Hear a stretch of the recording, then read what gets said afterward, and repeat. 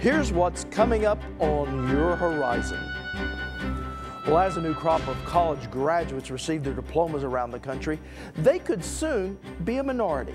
46% of America's college students don't graduate within 6 years, yet accumulate massive amounts of student loan debt. Over the last decade, students have doubled total annual borrowing from $56 billion to $113 billion in constant dollars.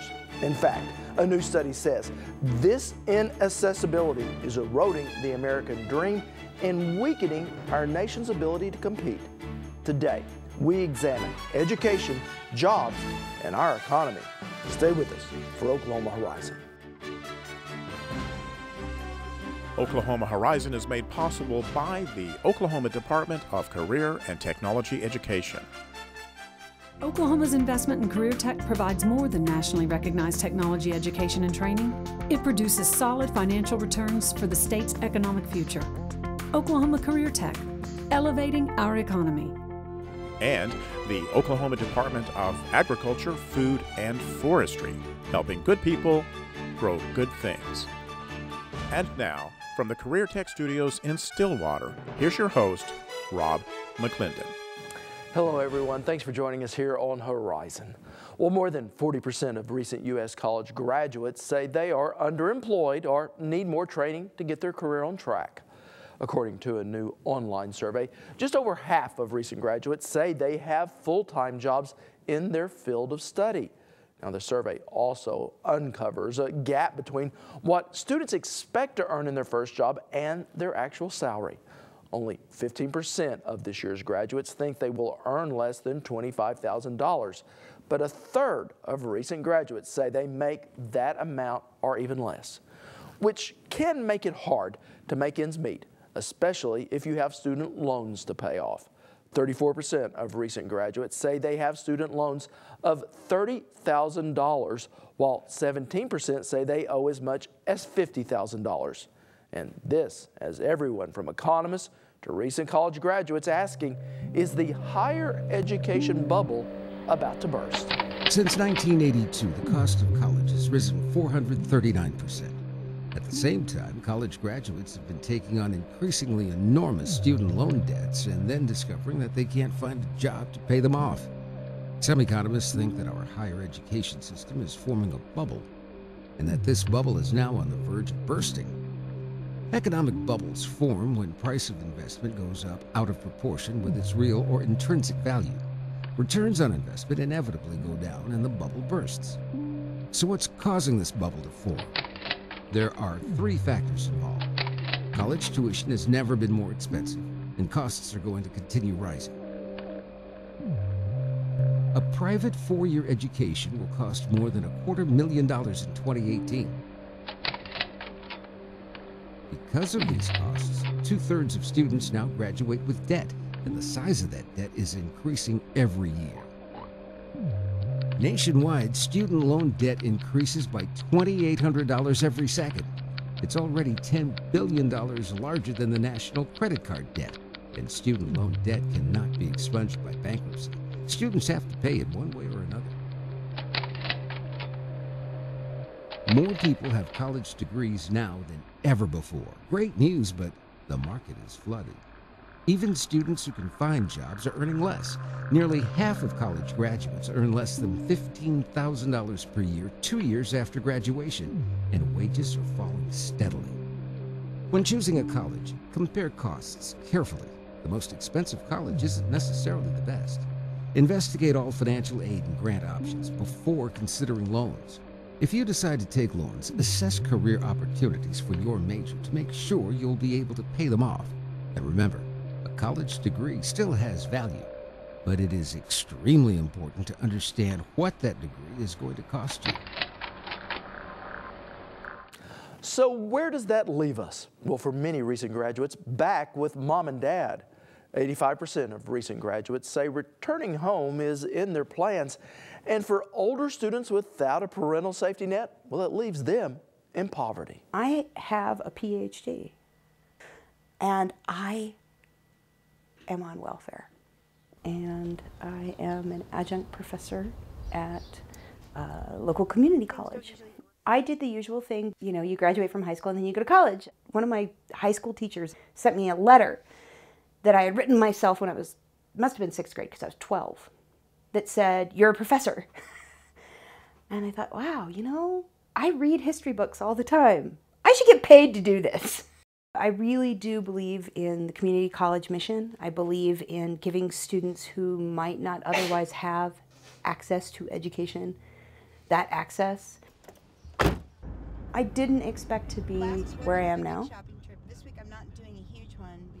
I didn't expect to be having to swallow my pride and apply for public assistance. It buys food and it gives both my daughter and I medical care. My first trip to the store, I usually spend about $120, and after that, it's less, a lot less.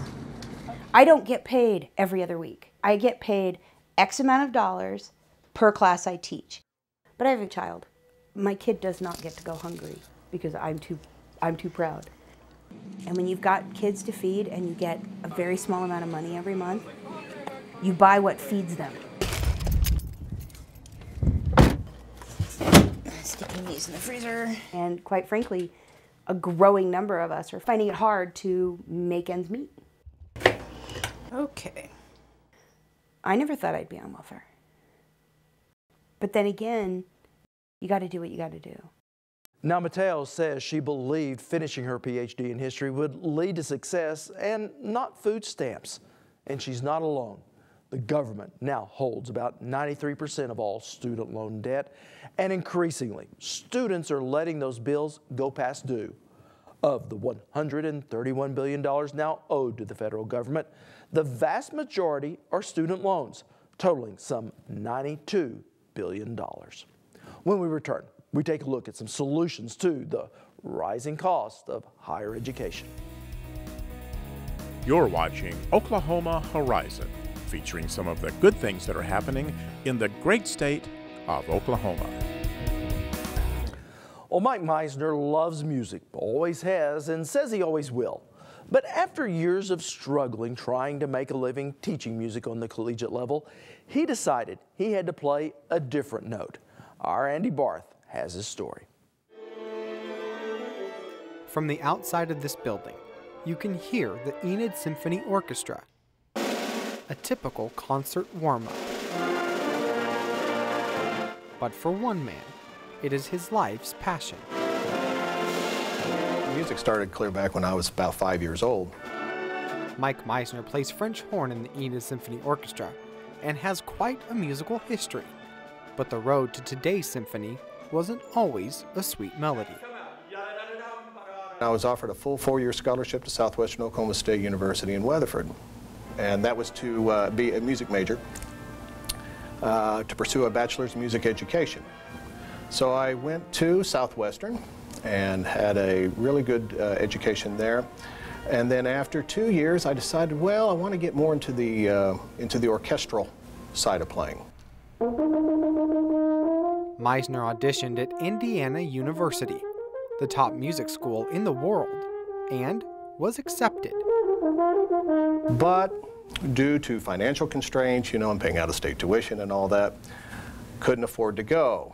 So I then transferred to Oklahoma State and finished out my degree there. Had a really great time, really great education, wonderful people to work with. And then it came time for graduate school, because what I wanted to do more than anything was to be a full-time college music professor. A profession that demands a lot of time and money just to get started. Ended up going to the University of Texas. I received my master's degree in 1993. And when you apply for college jobs and whatnot, they say, master's required, but doctorate strongly preferred. So I ended up staying there at the University of Texas for my doctorate in musical arts, and was a grad assistant there for a total of 5 years. And then in 2001, I did finally finish the degree. And then I thought, okay, I'm all set here, you know, now I've got all the degrees, I've got all the armament, now let's go out and get that job. But after more than 8 years of either no responses or only part-time positions, Meisner says his tune needed changing. I was up here in Enid, this is my hometown. I just happened to look down there, and this was in the automotive waiting room, I just happened to look down there where they have the magazines and whatnot, and there was an Autrytech catalog. And I saw where there was a network administration program. And so I just made the decision that, okay, I was going to come here and learn a new career. And so that's what I did. I went back to Austin, I said goodbye to everybody, and 2 weeks later, I was up here in Enid. Back at home and back in school, Meisner began to learn the ins and outs of computers and IT systems. And once completed with his training, this time the job search was much different because the offers kept rolling in. An agency placed Meisner with his current employer, Integris Baptist Health. I'm getting more and more responsibilities every day. I'm now on the Employee Advisory Council. But what about his passion for music? I still have it. I still have it. When I arrived back in Enid, I called Doug Newell, who was the conductor of the Enid Symphony, and I had known Doug for years and years. And I said, "Hey," I said, "Are you still needing a horn player for the symphony?" And he just said, "Sure." You know, he says, "Your third horn chair is waiting for you," just like, you know, when I left. So there it was sitting for me, and I've been playing with him ever since, and still am, still there. And it is here where his heart, his passion, and his music have come together. Mike Meisner is back in his hometown, making a good living, while playing his heart out and still living his musical dream.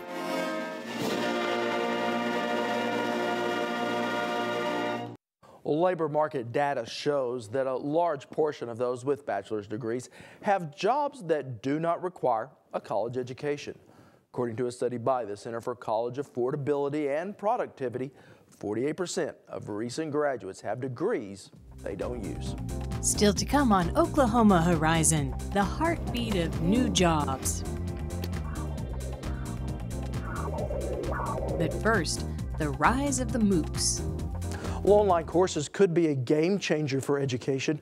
Never before has there been such widespread availability of educational content thanks to digital technology. It has never been so easy or even so cheap to learn. Joining me now in studio to talk about what is commonly referred to in education circles is MOOCs, is the State Director of Oklahoma Department of Career Tech, Robert Summers. Well, first of all, it's a term that I wasn't that familiar with. What is a MOOC? Well, the good news is most people haven't been familiar. It's that new. I think it's been about 7 months since I've known it. It stands for Massive Open Online Education. It is the way an increasing volume of higher education instruction is occurring. It's digitized instruction, but it's also backed up by faculty. And in some cases, if people actually pay for the coursework, you can earn credit. Okay. So how do these differ from the telecourses that I took even as a college student? Yeah, well, it's really about technology changes. You know, a long time ago, we had to go somewhere to hear somebody talk, and we called it a classroom. Then we got teleconferences or even correspondence courses, so we had the ability to ship materials or we could send tapes. Today, with the internet, it's live, present, and instant. So I equate it to like banking. We used to go to the bank and we had a teller take care of our business. Then they have an ATM, so I physically go someplace. I have to do my business at an ATM machine instead of a teller. Well, now I have mobile apps that I can deposit my money by taking pictures of it. I can read all my bank statements online. I don't have to go anywhere. I can be anywhere to do that. Well, that's what MOOCs are. You can literally be anywhere, and all the content and all the instruction is delivered to you on your time, on your place, and at your pace. And I want to ask you about that at your pace. Does that mean the traditional year we may spend taking a class may be brought down or could be expanded if we didn't get the information. Right. Time really has no meaning anymore. It still has a lot of meaning in institutions like schools and colleges, but increasingly with the technology that we have available, we no longer have to have the tyranny of the cohort. We don't have to rely on somebody scheduling a time and we go and visit them directly. Not that we can't do that still, but for the most part we don't need to. People can personalize their learning. There's an awful lot of young people and adults alike that can learn things very, very quickly. They can learn to proficiency, prove proficiency, and move on. Credit isn't based on how many hours or weeks you spend in a course.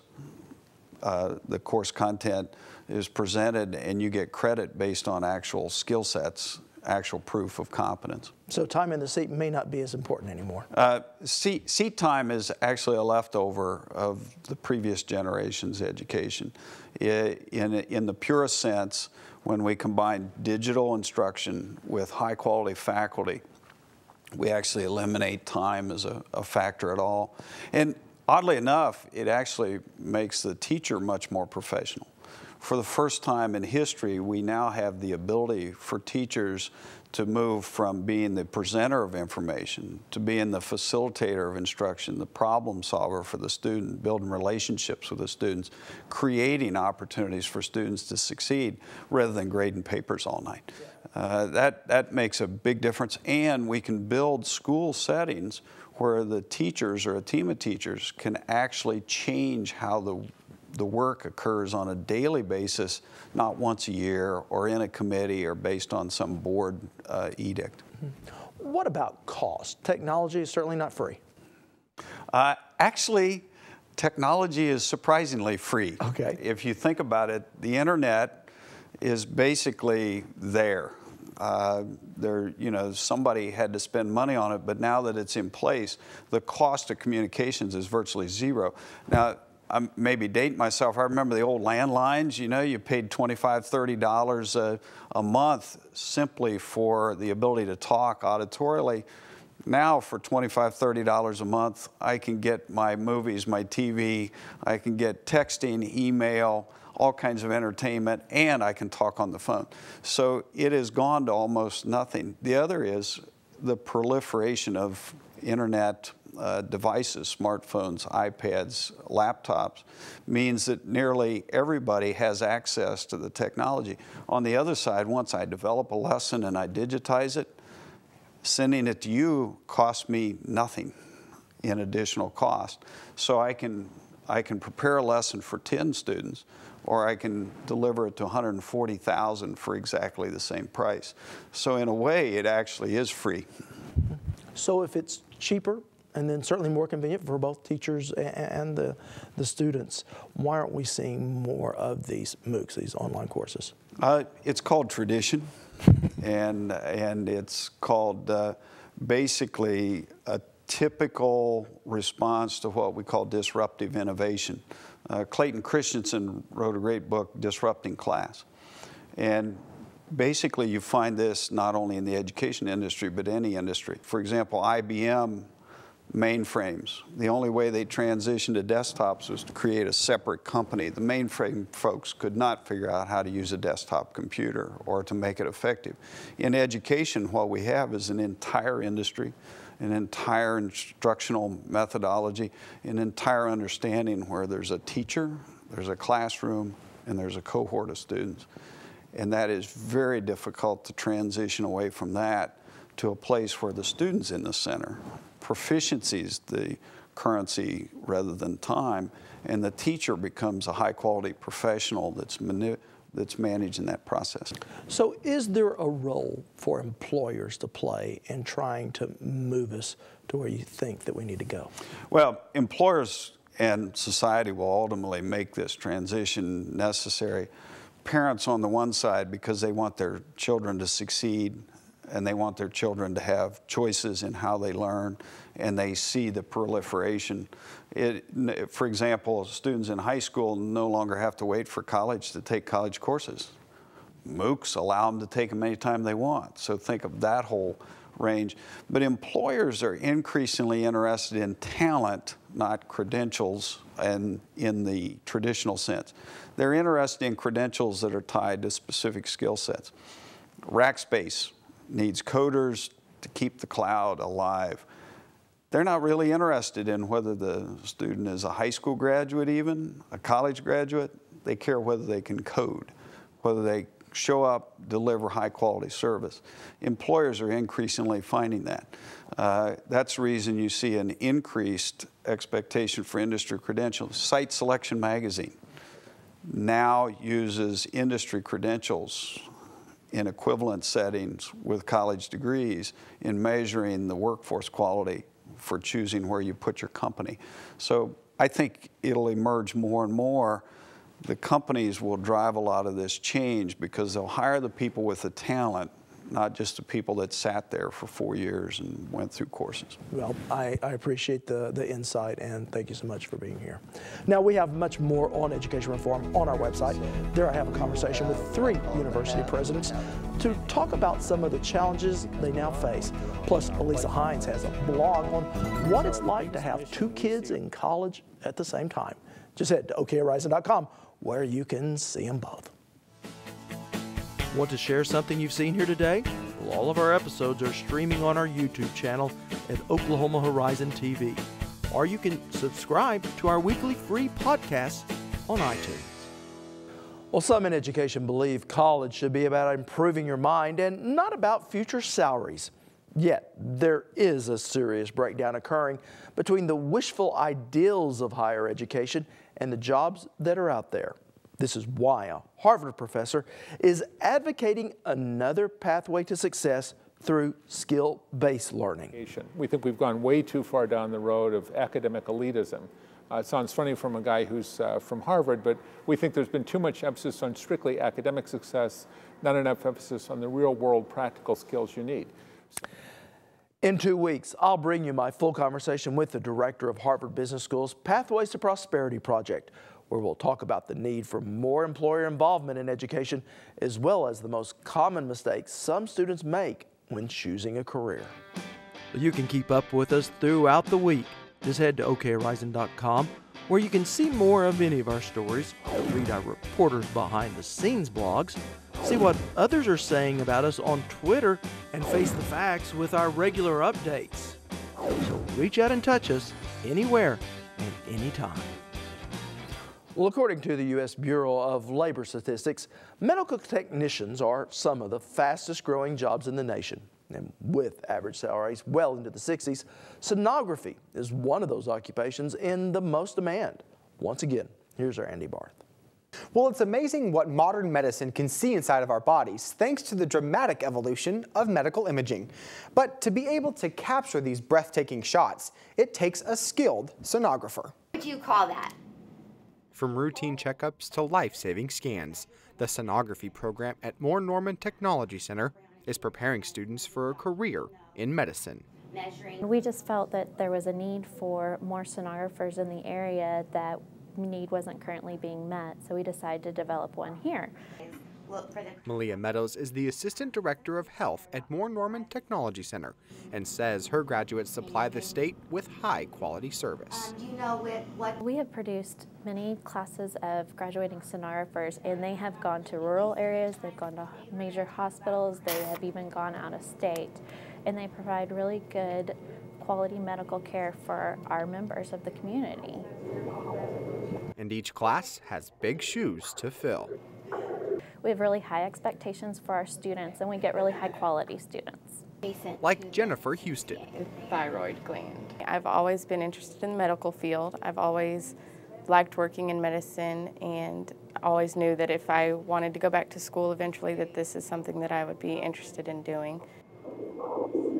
And Houston says there are benefits to learning at a career tech school. Yeah, and that way. It's all hands-on. You get very good clinical experience. You get to go out right from the beginning of your experience. You go out into the hospitals and you're working on real-life patients in real-life situations with real problems, so you know what you're going to get into and what your career is going to be like. All thanks to small class sizes. You can only have one registered sonographer per student. So the clinical sites are very challenging, and if you have a lot of students out there, it's more difficult to get them adequate clinical education and meet the accreditation standards. Learning life-saving skills in a pulse racing career. Now the program at Moore Norman Tech Center offers 4D ultrasound images for $10 to women who are 28 to 32 weeks pregnant. Now this happens every Friday, and the only requirement is that the patient has had a documented normal OB ultrasound at 16 weeks or greater with their physician. They have served our country proudly and return home looking for work. Next time on Oklahoma Horizon, we look at new opportunities for Oklahoma's veterans. We are a job-rich state right now when it comes to employment. I know that there's companies out there that have got jobs open today, and we need to match up our veterans with those jobs. An Oklahoma show for the heartland, Oklahoma Horizon. Well, that is going to wrap us up for today, but you can see more of any of our stories on our website at okhorizon.com. You can watch us on the go with our weekly podcast on iTunes. Follow us throughout the week on Twitter at OK Horizon TV, or just become a Horizon fan on Facebook. I'm Rob McClendon. Thanks for watching.